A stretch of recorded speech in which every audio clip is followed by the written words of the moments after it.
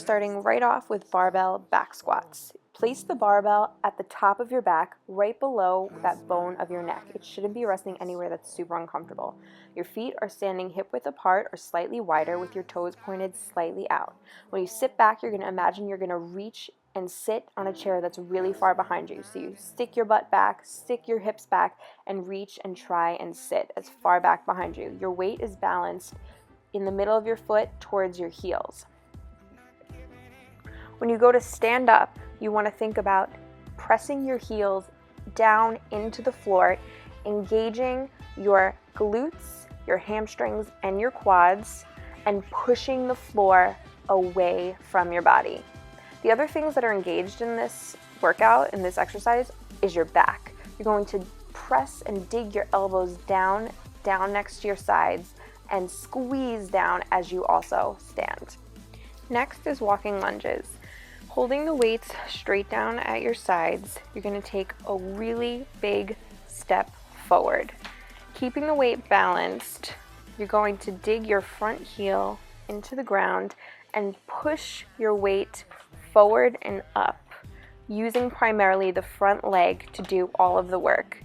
At the bottom of this movement, you can really dig and engage your glute while pushing through your heel and standing up.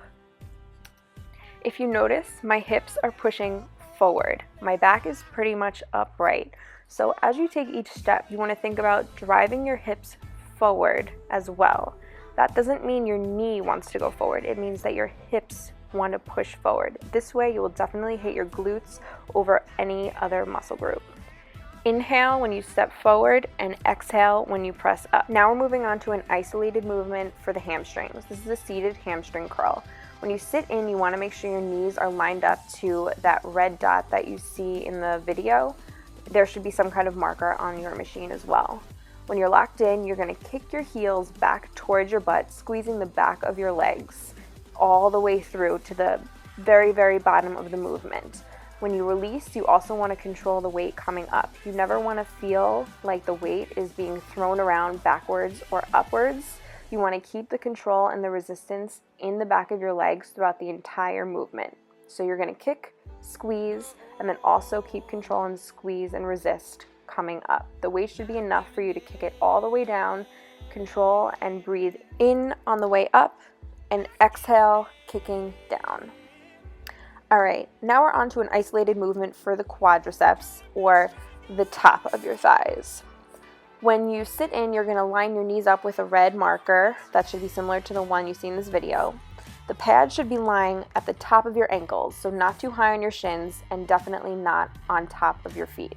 When you kick up, you're going to squeeze the top of your quads and try to engage the muscle right above your knee all the way where your hip meets your thigh.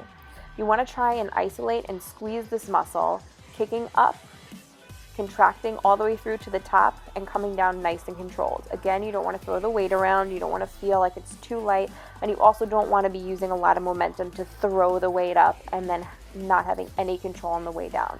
You want to keep the tension in the quads throughout the whole movement. The last thing is a compound movement.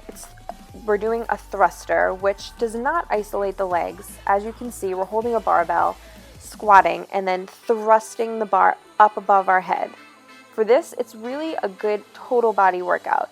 Our heart is getting engaged, our legs are getting a burn, and we're also using a little bit of our arms. We're going to practice our squat here too, keeping the bar nice and close to the body, right in front of the shoulders. As you squat down, you're going to use all of the power that you have in your legs to throw your body out of your squat and continue to transfer the energy into your arms, thrusting the bar up and above your head. You're not actually using a lot of upper body strength to move this bar. All of the energy and power is coming from your legs. Give it a try and let me know what you think.